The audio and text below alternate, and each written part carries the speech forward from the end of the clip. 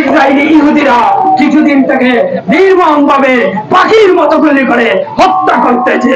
দুঃখজনক হলেও সত্য, বলতে কষ্ট হয়, আজ আমার মুসলিম বিশ্ব নীরবভাবে চেয়ে দেখছে।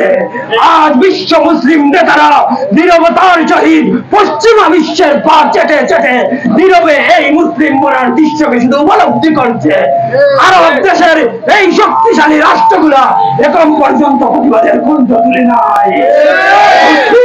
নেতাদের উদ্দেশ্য করে বলতেছি, আপনারা নীরবতা পালন করুন।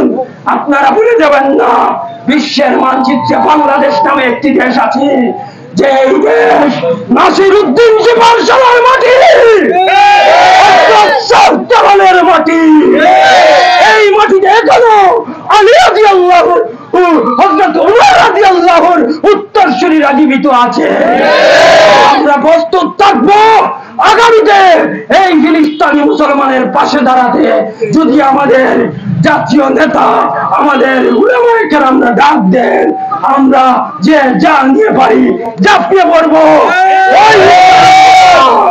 আমি পরিশেষে একটি কথাই বলবো, ফিলিস্তিনের পাশে দাঁড়াতে কাউকে আমি মনে করি না মুসলিম হতে হবে। ফিলিস্তিনের পাশে দাঁড়াতে তোমাকে মানুষ হতে হবে।